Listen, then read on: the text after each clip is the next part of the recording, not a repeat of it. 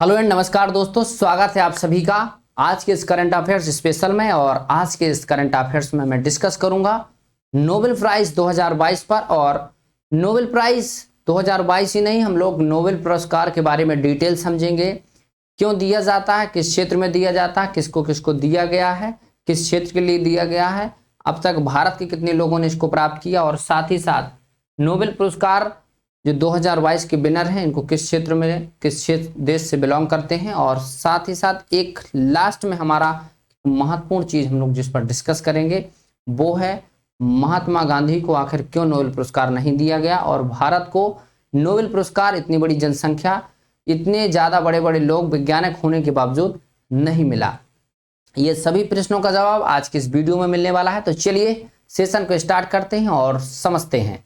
चित्र यहां पर आप देख रहे होंगे, ये नोबेल प्राइज विनर 2022 के सभी जीतने वाले व्यक्तियों का चित्र है। आपके ये सभी के सभी महान भाव जिन पर आज हम लोगों का ये वीडियो ओरिएंटेड है, इन पर है और इनकी कहानियों पर है। यहाँ पर सबसे पहले हम लोग समझेंगे नोबेल पुरस्कार की हिस्ट्री क्या है, ये नोबेल फाउंडेशन होता क्या है, नोबेल प्राइज 2022 किनको दिए गए, और फिर आखिर भारत के लिए जो नोबेल पुरस्कार है महात्मा गांधी को क्यों नहीं मिल पाया। इस पर आज हमारा ये डिबेट रहेगा और क्लास रहेगी। आगे बढ़ेंगे और कहानी जो है बहुत स्लाइड ज़्यादा है, बहुत इंपॉर्टेंट इंफॉर्मेशन है, बट हम लोग बेसिकली जो महत्वपूर्ण है एग्जाम में पूछे जाने हैं उस पर चर्चा करेंगे। 21 अक्टूबर 1833 को एक व्यक्ति अल्फ्रेड बर्नार्ड नोबल नाम से स्वीडन स्टॉकहोम में पैदा होते हैं, और उसके बाद वो एक बहुत अच्छी फैमिली में पैदा होते हैं। पैदा होने के बाद वो काफ़ी इन्वेंशन प्रवृत्ति के थे, काफ़ी साइंटिफिक माइंड रखते थे, और उन्होंने बहुत सारे क्षेत्रों में इन्वेंशन किए, अपने जीवन को आगे बढ़ाया और बहुत सारे क्षेत्रों में इन्वेंशन किया। और उस इन्वेंशन की कड़ी में उन्होंने सबसे पहले जो आपका इन्वेंशन किया और सबसे ज़्यादा जो महत्वपूर्ण है वो है इन्वेंशन डायनामाइट। डायनामाइट का नाम आई होप आप सबने सुना होगा। डायनामाइट वो होता है जब आपने पहाड़ों में जो खुदाई होती है, पहाड़ों में बड़े बड़ी चट्टानें तोड़ी जाती हैं सुरंग बनाने के लिए, रेल लाइन बनाने के लिए, रोड बनाने के लिए, तो डायनामाइट के जो पूरी की पूरी जाल बिछाया जाता है उससे वहां पर विस्फोट होता है, और उस विस्फोट के माध्यम से फिर वो पत्थर जैसी विशाल और मजबूत चट्टानों को भी डायनामाइट क्रैक करता है। और उसको बनाने वाले जो व्यक्ति थे वो कौन थे? अल्फ्रेड नोबेल 1867 में ये डायनामाइट का आविष्कार करते हैं, और इसकी बहुत इंटरेस्टिंग कहानी है, सुनेंगे तो बहुत मजा आएगा। अल्फ्रेड नोबेल जो थे उन्होंने डायनामाइट बनाए, उससे भी ज़्यादा लगभग 355 के समथिंग उन्होंने पेटेंट बनाए। पेटेंट का मतलब होता है कि जैसे जो साइंटिस्ट होते हैं वो बहुत सारी चीज़ें बनाते हैं, उनका प्रयोग करते हैं, और प्रयोग करने के बाद फाइनली वो पेटेंट बन जाते हैं। लेकिन वो अपनी जो एक विशेष प्रकार की, जैसे हम कहें कि मैं आपको जीएस पढ़ाना चाहता हूँ, तो जीएस के लिए वो कारगर है कि नहीं, उसको सक्सेस हो जाए तो खोज हो जाती है, आविष्कार हो जाता है, नहीं हो पाए तो पेटेंट बने रह जाते हैं ना, और उनको मान्यता सबके द्वारा नहीं मिलती है। तो उन्होंने बहुत सारे पेटेंट बनाए, लेकिन फाइनली अल्फ्रेड बर्नार्ड नोबेल द्वारा डायनामाइट जो है उसका क्या किया गया, पेटेंट मिल गया। और 1867, यहाँ पर डेट याद रखिएगा, 25 नवंबर 1867 को डायनामाइट का पेटेंट मिला, और फिर इसका इंग्लैंड में पहली बार 1867 में विस्फोट भी कराया गया। इस डायनामाइट के पीछे एक और अच्छी कहानी है। डायनामाइट जिनने आविष्कार किया, और उसी डायनामाइट से अल्फ्रेड बर्नार्ड नोबेल के भाई की मृत्यु हो जाती है। और यहाँ पर आप देख सकते हैं लिखा है, डायनामाइट बनाने के दौरान एक हादसे में अल्फ्रेड के भाई की मौत हो गई थी। यानी अल्फ्रेड बर्नार्ड नोबेल इनका पूरा नाम है, इसको याद रखिएगा। इनके जो भाई थे, डायनामाइट जो था उसका विस्फोट हुआ, उस दौरान इनके भाई की मृत्यु हो गई। जब इनके भाई की मृत्यु हुई तो अल्फ्रेड बर्नार्ड नोबेल को दुनिया की जो तमाम मीडिया है, न्यूज है, उसमें बताया गया कि मौत के सौदागर, ये टाइटल था, मौत के सौदागर के भाई की मृत्यु, यानी मौत के सौदागर का भाई मारा गया। मौत के सौदागर कहा गया अल्फ्रेड बर्नार्ड नोबेल को। क्यों? क्योंकि इनने एक ऐसे विस्फोटक का आविष्कार किया जो किसी भी हद तक लोगों की जान ले सकता है, और इस धरती पर बहुत सारी चीजों में चेंजेस ला सकता है। भाई चट्टान में विस्फोट कर दोगे, चट्टान में चेंजेस हो जाएगा। धरती में विस्फोट कर दोगे, धरती में काफी सारी क्रैकिंग हो जाएगी। घर में विस्फोट कर दोगे, यहाँ पर लोग मारे जाएंगे। तो एक प्रकार से मौत के सौदागर की इनको संज्ञा दी गई। और ये बात सुन करके अल्फ्रेड जो नोबेल थे उनको क्या हुआ, बहुत ज्यादा अपने आप में गलानी हुई, अंतरात्मा उनकी क्रोध उठी कि भाई मैंने ऐसा क्या कर दिया। उन्होंने जो बनाया था वो एक पर्पज ये था कि कहीं जैसे विशेष रूप से चट्टान या कुछ ऐसी दिक्कत आती है, तोड़ना पड़ता, कुछ होता तो उसके लिए बनाया, लेकिन इसका जब समाज में गलत प्रभाव गया तब अल्फ्रेड नोबेल को बहुत गलानी हुई। और गलानी के बाद फिर वो अपने जीवन में आगे बढ़ते रहे और फाइनली उन्होंने सोचा कि जब मैं इस दुनिया से जाऊंगा, दुनिया से जाने के बाद कुछ ऐसा करने का प्रयास करूंगा कि जो मैंने किया है उसका प्रायश्चित कर सकूं। और उसी प्रायश्चित की देन थी कि नोबेल द्वारा, जो अल्फ्रेड नोबेल हैं उनके द्वारा नोबेल फाउंडेशन आज अस्तित्व में आया। उन्होंने अपनी वसीयत में लिखा कि मेरी जो संपत्ति है उसका लगभग 94% समाज में विभिन्न क्षेत्रों में महत्वपूर्ण काम करने वाले, शांति को बढ़ावा देने वाले लोगों को एक पुरस्कार के रूप में दिया जाए। यानी पुरस्कार का उन्होंने नाम नहीं रखा था, उन्होंने कहा था कि ये पैसे बांट दिए जाएं, उनके लिए दिए जाएं। अब जब उनकी 1896 में इस दुनिया से विदा हो जाती है और विदा होने के बाद फिर अस्तित्व में आता है उनका जो लिखा हुआ वसीयत का पत्र, वसीयत में लोग पढ़ते हैं और वहाँ का स्वीडन की जो एक संस्था बनी नोबेल फाउंडेशन, उसके द्वारा फिर इसकी शुरुआत की गई। 1900 में इसका फाउंडेशन हुआ और 1901 से फिर नोबेल पुरस्कार आपका देने की शुरुआत हुई। और एक पुरस्कार आपके 5 व्यक्तियों की एक कमेटी होती है और उस कमेटी के द्वारा ये जो व्यक्तियों की नॉमिनेशन है वो पहुंचते हैं, इस पर वो फैसला लेते हैं और उस फैसले में कई ज्यूरी बैठती है और उस ज्यूरी के माध्यम से चार्ल्स 16 गुस्ताफ वहां के जो राजा होते हैं स्वीडन के, इनके द्वारा फाइनली जो 10 दिसंबर को पुरस्कार दिए जाते। तो ये है अल्फ्रेड नोबेल के द्वारा नोबेल पुरस्कार शुरू करने की कहानी। अब हम लोग ये समझेंगे कि अल्फ्रेड नोबेल के जो नोबेल पुरस्कार हैं वो किस क्षेत्र में दिए जाते हैं और किस किस नाम से उनको हम जानते हैं। देखिए, ये जो पुरस्कार होता है इसमें आपको बहुत बड़ी मात्रा में राशि मिलती है। आपको मैंने पहले बताया कि उनकी जो संपत्ति थी बहुत बड़े पैसे वाले थे। 94% जो पैसे थे उसका ब्याज था, लोगों तक बांटा जाए। और ये प्रत्येक वर्ष समारोह होता है जिसमें प्रत्येक व्यक्ति को एक मेडल, डिप्लोमा और मौद्रिक रूप से लगभग 10 करोड़ के समथिंग पुरस्कार मिलता है। अब एक व्यक्ति है तो 10 करोड़, 2 व्यक्ति है तो उनमें 5-5 करोड़ और 3 है तो उसमें लगभग 3.25 करोड़ के रुपए बढ़ जाते हैं। इसमें एक चीज दी गई है, आप इसको हमेशा याद रखिएगा। एक स्टेटमेंट कभी पूछा जा सकता है कि एक पुरस्कार 3 से अधिक व्यक्तियों के बीच साझा नहीं किया जा सकता। यानी नोबेल पुरस्कार 3 से अधिक व्यक्तियों को आपने कभी नहीं सुना होगा। हाँ, एक संस्था में चाहे 500 लोग काम कर रहे हो तो संस्था को दिया जाता है, उस व्यक्ति विशेष को नहीं। जैसे अभी फिलहाल में आपका पीस के क्षेत्र में नोबेल पुरस्कार दिया गया तो उस पीस के क्षेत्र में ह्यूमन राइट की जो संस्थाएं हैं यूक्रेन और रशिया की, उनको दिया गया है, किसी व्यक्ति को नहीं। और जो व्यक्ति हैं बेलारूस के, वो एक्टिविस्ट है, प्रॉपर रूप से उनको दिया गया है ना। तो इसको आप याद रखिएगा। शांति पुरस्कार आपका एक 3 से अधिक लोगों के संगठन को प्रदान किया जा सकता है। इस संगठन है 3 से अधिक लोगों का, इसको दिया जाता है। नोबेल पुरस्कार मरणोपरांत नहीं दिए जाते, इसको भी आप याद रखिएगा। पहले दिए जाते थे, इसकी भी हम कहानी समझेंगे। पोस्टोथोमस यानी मरने के बाद किसी व्यक्ति को नोबेल पुरस्कार नहीं दिए जाते हैं। 2 बार ऐसा हुआ भी है जब दिया गया, लेकिन बाद में इसको बंद कर दिया गया। और ये भी चीज है कि जो प्राप्त करने वाले व्यक्ति हैं जिनका नाम अनाउंस हो गया है, यदि उनकी मृत्यु हो जाती है तो उनको पुरस्कार दिया जाएगा। यानी नाम नॉमिनेट होते होते जब तक उनका जीवन है तो दिया जाएगा। यदि नाम नॉमिनेट होने से पहले वो एक्सपायर हो जाते हैं इस दुनिया से, तभी उनको पुरस्कार नहीं दिया जाएगा। और यही कॉन्स्पिरेसी, यही कहानी छिपी हुई महात्मा गांधी जी के नोबेल पुरस्कार न प्राप्त करने के पीछे।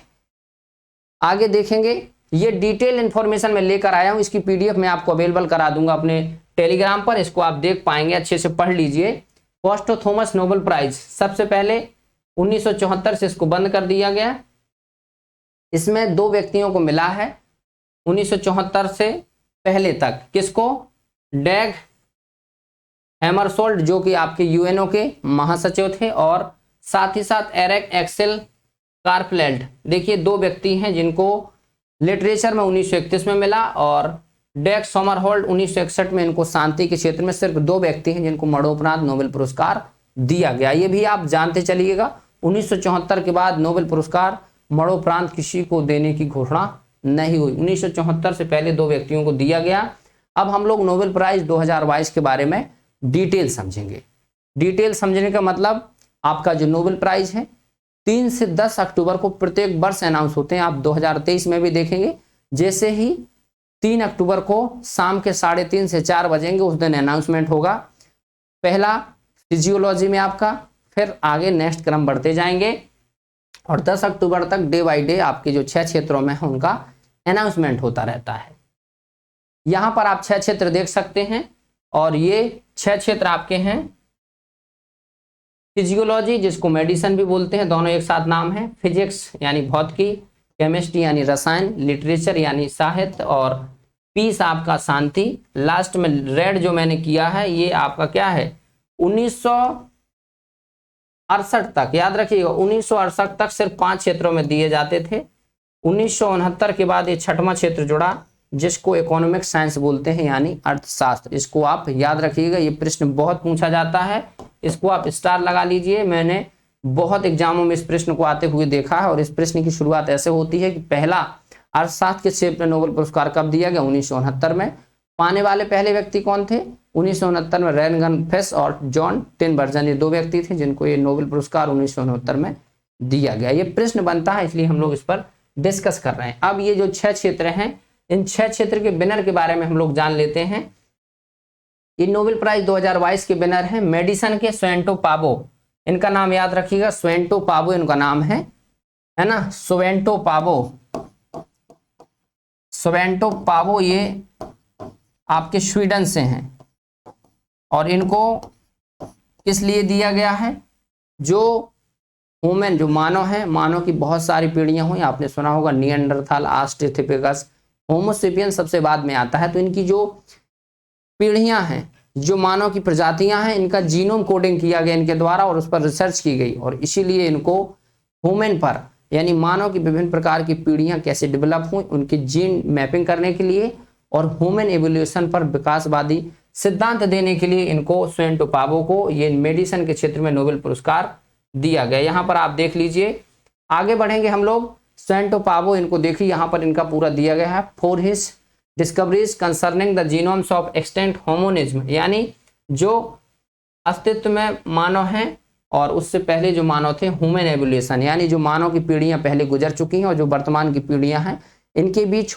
ह्यूमन हम लोग मानव हैं, इनकी जीन मैपिंग, जीन के बारे में डे जो होता है जैसे आज कल है तो ऐसे चेंजेस कैसे हुए, कैसे एक ऑस्ट्रेलोपिथेकस, निएंडरथाल, फिर होमोसेपियंस पर, इसी पर इनका ये पूरा का पूरा रिसर्च था और इसको इनको दिया गया है। आगे बढ़ेंगे, ये पूरी की पूरी डिटेल इंफॉर्मेशन है, ये स्वीडन से है, बस इतना जान लीजिए।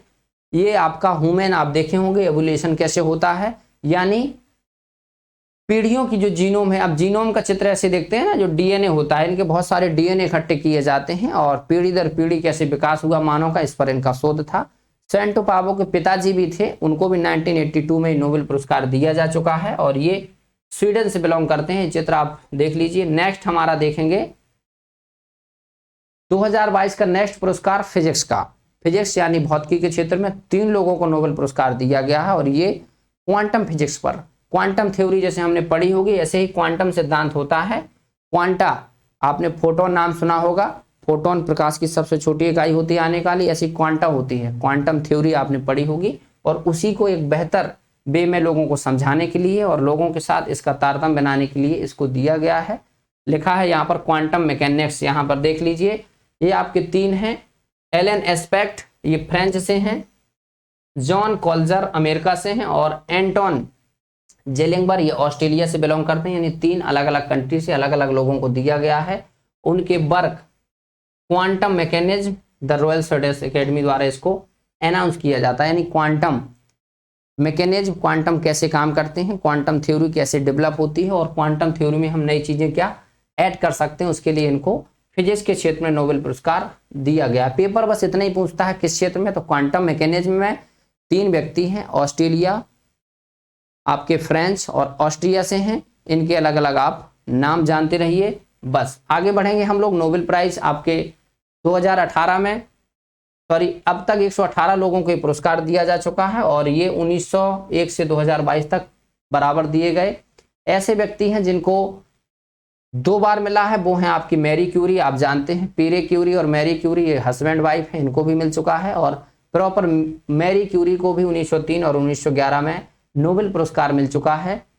एक व्यक्ति हैं जॉन बर्डिन जो सबसे कम उम्र के हैं, 25 साल में इनको नोबेल पुरस्कार मिला है, और एक व्यक्ति हैं जो 97 साल के हैं, उनको ये नोबेल पुरस्कार अब तक फिजिक्स के क्षेत्र में दिया जा चुका है। आगे बढ़ेंगे हम लोग, केमिस्ट्री का समझेंगे। केमिस्ट्री में एक बहुत अच्छा शब्द आया है क्लिक केमिस्ट्री, है ना, क्लिक केमिस्ट्री, सी केमिस्ट्री और सी से क्लिक, बिल्कुल इसको बिल्कुल आप कंफ्यूज ना हो, सीधे याद हो जाएगी थ्योरी इसकी। और ये क्षेत्र पूछ लेता है तो कैसे बताएंगे, click chemistry, nobel prize click chemistry के क्षेत्र में दिया गया है। 3 व्यक्ति, ये चित्र आपने देखे, इनका नाम है कैरोलिन आर बेर्टोज, मोर्टर मेडलेल और के बेरी शार्पलेस। देखिए शार्पलेस है ना, केमिस्ट्री जो होती है क्या है, क्लिक है, और क्लिक शार्पलेस, इसको आप याद रख लीजिए। Click chemistry and bio orthogonal chemistry, ये दोनों के लिए है। क्लिक केमिस्ट्री आपने सुना होगा, क्लिक का मतलब होता है जोड़ना, जैसे क्लिक करते हैं ना कहीं पर, आप कहीं पर क्लिक करें ओपन हो जाता है, तो क्लिक केमिस्ट्री थोड़ा अलग है। ये छोटे छोटे अणु को जोड़ करके इकट्ठा करती है, जैसे पॉलीमर बहुत सारे बनते हैं, बहुत सारी दवाएं बनती हैं इससे, क्लिक केमिस्ट्री से, है ना।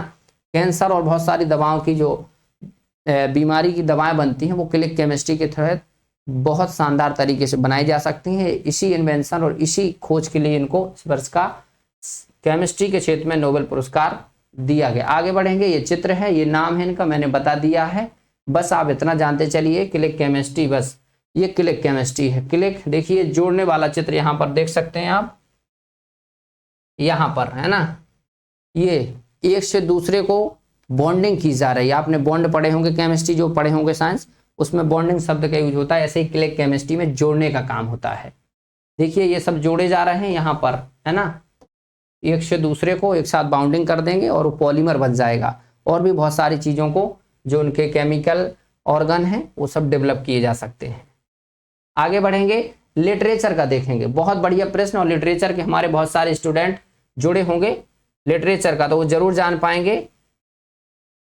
यहाँ पर चित्र में नाम देख लीजिए आप, ये बहुत जरूरी है नाम जानना, एनी एर्नॉक्स, ये चित्र में नाम है और ये आपका याद होने वाला है। एनी एर्नॉक्स इनका नाम है, ये आपकी फ्रांस से हैं, याद रखिएगा, ये फ्रांस से हैं, क्योंकि नोबेल पुरस्कार में नाम नहीं पूछता है तो देश पूछता है, लिटरेचर का दिया गया है, और लिटरेचर यानी फ्रेंच लिटरेचर के लिए इनको मिला है। इनने जो दलित, शोषित और वंचित समाज के लोग हैं उनकी आवाज़ उठाने के लिए, उनके लिए सहयोगात्मक रूप से अपनी जो कृतियां हैं, अपने उपन्यास हैं लिखे, और उसी के लिए इनको दिया गया है एनी एर्नॉक्स को नोबेल पुरस्कार लिटरेचर का, और वो भी बायोग्राफिकल रूप में इन्होंने लिखा है, इसको भी आप याद रखेंगे।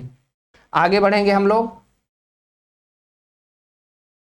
यहाँ पर ये पूरी कहानी है, और ये कहानी आपको पढ़ना नहीं है, बस ये मैंने आपको डिटेल के लिए दे दी ताकि आप कभी फुर्सत में इस पीडीएफ को पढ़ें तो जान पाएं कि क्या क्या महत्वपूर्ण है। आगे देखेंगे नोबेल पुरस्कार पीस यानी शांति के क्षेत्र का, शांति के जो नोबेल पुरस्कार है, नॉर्वे की संसद, याद रखिएगा, नॉर्वे की संसद है जो स्टॉर्टिंग, है ना। देखिए एक प्रश्न इससे ये भी बन जाएगा, स्टॉर्टिंग यानी प्रश्न कभी पूछ दे कि नॉर्वे की संसद क्या है, तो स्टॉर्टिंग, नॉर्वे जिसकी राजधानी ओस्लो है ना, नॉर्वे की राजधानी ओस्लो, और यहीं पर आपके 10 दिसंबर को नोबेल पुरस्कार भी दिए जाते हैं, इसको आप याद रखेंगे।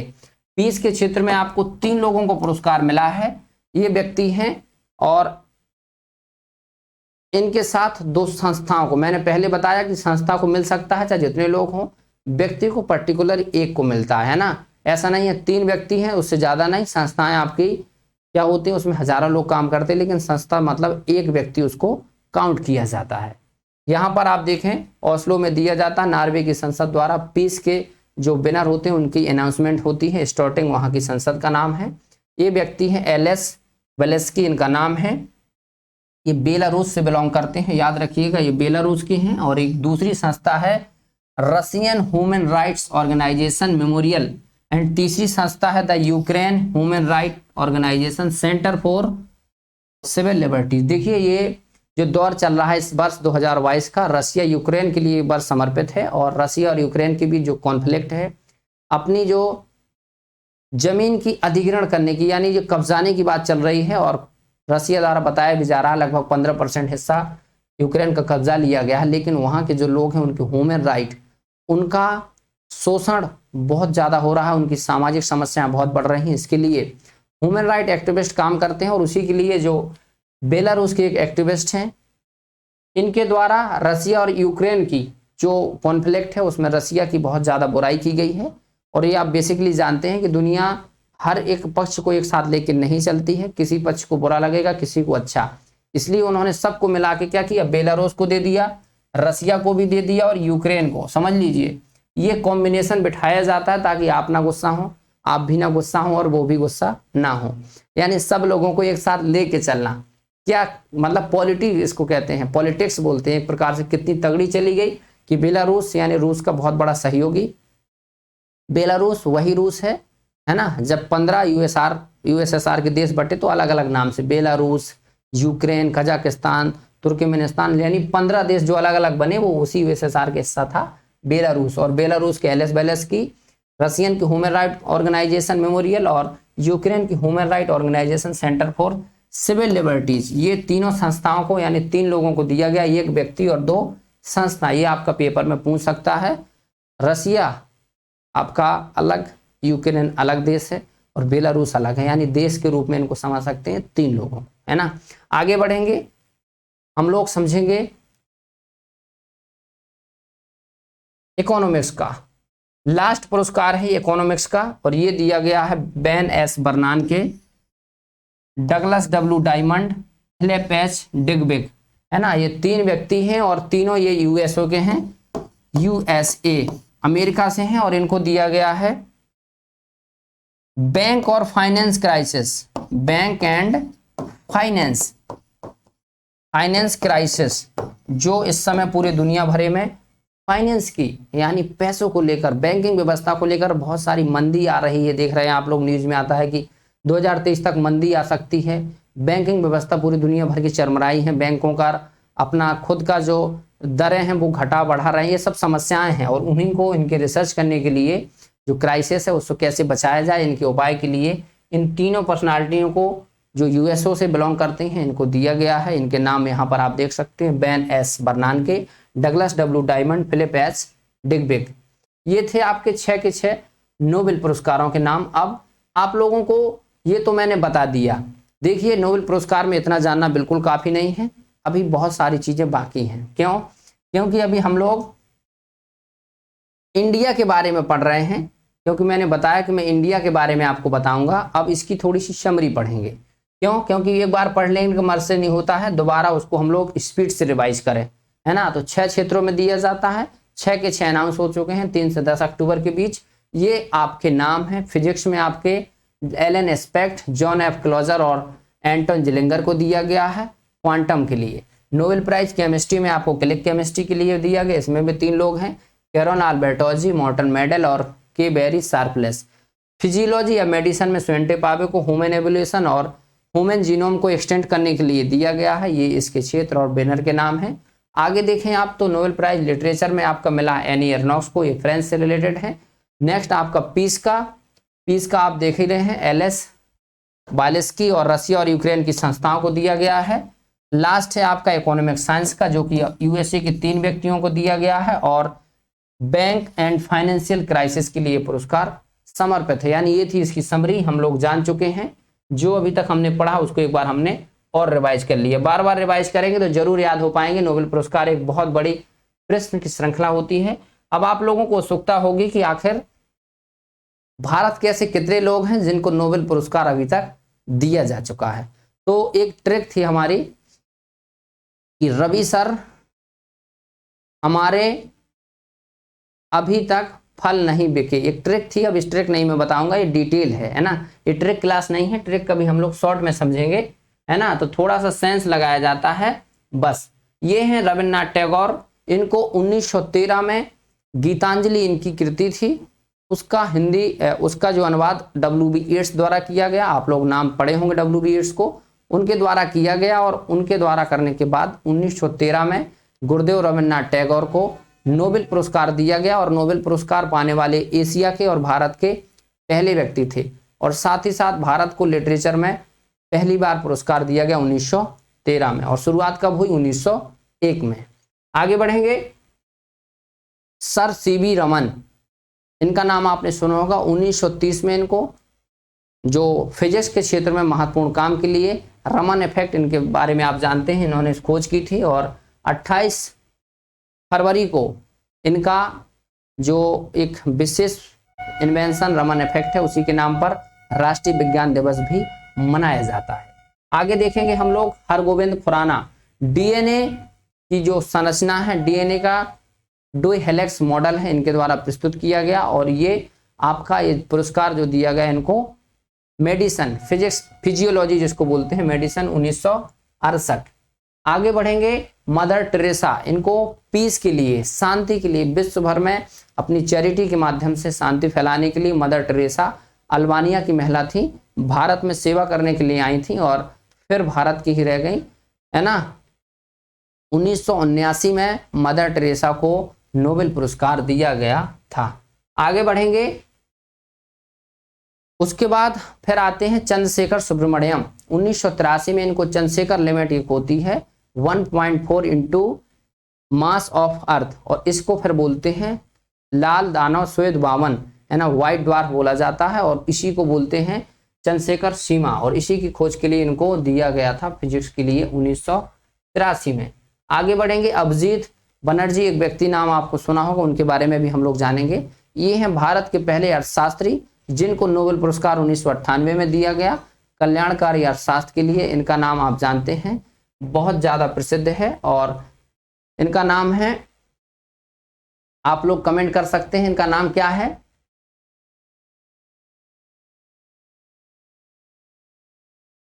सबसे बड़ी चीज यही होती है, हम लोग नाम भूल जाते हैं, है ना।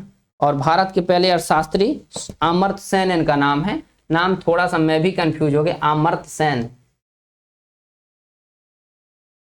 अमर्त्य सेन इनका नाम है। ये कोलकाता बंगाल से बिलोंग करते हैं और 1998 में इनको कल्याणकारी अर्थशास्त्र के लिए पहली बार नोबेल पुरस्कार भारत का अर्थशास्त्र में मिला।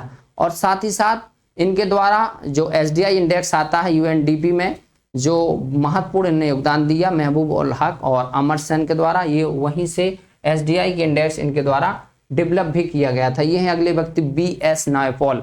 2001 में इनको लिटरेचर के क्षेत्र में नोबेल पुरस्कार मिला। ये भारतीय तो नहीं है लेकिन भारतीय मूल के हैं, यानी भारतीय और भारतीय मूल के हम लोग मिक्स पढ़ रहे हैं, भारतीय ही कहा जाएगा। ये त्रिनाद और टोबैगो में रहते थे, भारतीय मूल के हैं बीएस नायपॉल। आगे बढ़ेंगे 2001 में, फिर इसके बाद हम आ जाते हैं 2009 में। 2009 में वेंकट रमन रामकृष्ण को मिलता है, ये फिजिक्स के क्षेत्र में। याद रखिएगा भारत ने कई क्षेत्रों में पुरस्कार जीते और 2009 में फिर यानी लगभग अब 21वीं सदी में भारत का पुरस्कार मिलने की 2001 में मिला, 2009 में मिला। फिर आगे हमारे आ जाते हैं कैलाश सत्यार्थी, बचपन बचाओ आंदोलन 2014 में इनको मिलता है। और संयुक्त रूप से पाकिस्तान की जो एक्टिविस्ट हैं मलाला यूसुफजई, जो कि अब तक की दुनिया की सबसे कम उम्र की नोबेल पुरस्कार पाने वाली महिला हैं और नोबेल पुरस्कार पाने वाली व्यक्ति हैं, जिनको सिर्फ 17 वर्ष कुछ दिन की यानी अवधि में ही नोबेल पुरस्कार मिल गया। ये अपने आप में बहुत बड़ी उपलब्धि थी और साथ ही साथ भारत को भी दिया गया, है ना। कॉम्बिनेशन देखिए, पाकिस्तान को दिया गया तो भारत को भी, यानी दोनों को एक साथ लेकर के एशिया कंटिनेंट को। कैलाश सत्यार्थी, बचपन बचाओ आंदोलन। लास्ट हैं आपके अभिजीत बनर्जी और एस्गर डुफ्लो। एस्गर डुफ्लो वही महिला है जिनको दुनिया में दूसरी महिला नोबेल पुरस्कार प्राप्त करने का भी सौभाग्य प्राप्त है। 2019 में इनको दिया गया था, 18-19 में। और ये आपके हैं अभिजीत बनर्जी, जो कि कोलकाता बंगाल से बिलोंग करते हैं और अमेरिका में रहते हैं।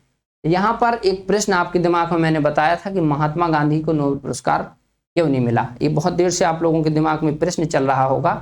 तो महात्मा गांधी जी को नोबेल पुरस्कार न मिलने के पीछे खुद नोबेल कमेटी द्वारा एक स्टेटमेंट जारी किया गया था।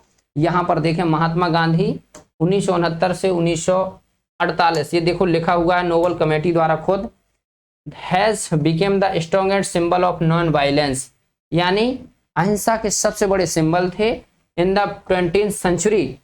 It is widely held in response that the Indian national leader should have been the very man to be selected for the Nobel Peace Prize. He was nominated several times but was never awarded the Nobel Prize. समझ लीजिए, महात्मा गांधी जी को लगभग 5 बार nominate किया गया। 1937 में, याद रखिएगा मैं लिख दे रहा हूं यहाँ पर, 1938 में, और उसके बाद शायद 1939 में भी इनको नॉमिनेट किया गया था। उसके बाद फिर देश आज़ाद हुआ तो 1947 में और फाइनली 1948 में, और ये 1948 में 30 जनवरी 1948 को महात्मा गांधी जी की मृत्यु हो जाती है। और इसके 2 दिन बचे थे, सिर्फ 2 दिन बचे थे। यदि महात्मा गांधी जी 2 दिन और जीवित रहते, यानी भगवान करे वो बहुत जीवित रहते, लेकिन 2 दिन और रहते तो इनका नॉमिनेशन फाइनली 1948 में हो चुका था और 2 दिन का ही सिर्फ नॉमिनेशन बाकी था। यदि उस स्थिति में महात्मा गांधी जी जीवित होते तो इनको जरूर मिलता। क्यों? क्योंकि महात्मा गांधी जी अहिंसा की पूरी दुनिया में सबसे बड़े सिंबल माने जाते हैं। खुद नोबेल पीस कमेटी द्वारा स्टेटमेंट दिया गया है। तो महात्मा गांधी जी 5 बार नॉमिनेट किए गए, 1948 में लास्ट बार, 1937, 38, 39, यानी जब द्वितीय विश्व युद्ध चल रहा था तब भी महात्मा गांधी जी नॉमिनेट किए गए, बट इनको नहीं मिला। कारण जो भी रहा हो नहीं दिया गया, है ना। तो ये थी जानकारी, और इस जानकारी के साथ आप लोग मेरे साथ जुड़ने के लिए आप सभी लोगों का धन्यवाद। बहुत सारी हम लोगों ने डिटेल पढ़ा नोबेल प्राइज के बारे में। सबसे पहले मैं फिर से शुरू कर देता हूं। 1833 में अल्फ्रेड बर्नार्ड नोबेल का जन्म होता है। 1896 में उनकी मृत्यु हो जाती है। उनके बाद उनकी वसीयत लिखती है और उस वसीयत में वो लगभग 94% अपनी जो संपत्ति का ब्याज है उसको लोगों में बांटना चाहते हैं। वो कहते हैं स्कैंडिनेवियन यानी स्वीडन और उसके बगल बगल के देश या फिर अन्य देश के लोग जो शांति, साहित्य, विज्ञान, कला में काम करें, उनको ये पुरस्कार किसी न किसी रूप में दिया जाए। बाद में नोबेल कमेटी बनी 1901 के द्वारा। फिर अनाउंसमेंट शुरू हुआ 5 क्षेत्रों में, 1968 तक दिया जाता रहा। 1969 में फिर आपका 6वां क्षेत्र जुड़ा, इकोनॉमिक साइंस, और उसके बाद आज तक 2022 तक बहुत सारे लोगों को नोबेल पुरस्कार दिया गया है। हमने भारत के लोगों को भी बारे में पढ़ा, है ना, और साथ ही साथ महात्मा गांधी जी से रिलेटेड जो फैक्ट था वो भी मैंने आप सबके बीच डिस्कस किया। आई होप आपको पूरी जानकारी बहुत अच्छी लगी होगी। डिटेल वीडियो है, टाइम थोड़ा ज़्यादा लग सकता है, लेकिन इन्फॉर्मेशन बहुत शानदार होगी। जुड़ने के लिए आप सभी लोगों का धन्यवाद। ऐसे ही लिटरेचर लवर्स और एग्जाम लवर्स पर अपना सहयोग बनाए रखें, अपनी जानकारी को बढ़ाएं और साथ ही साथ डेली मेरे साथ कुछ ना कुछ सीखें। धन्यवाद।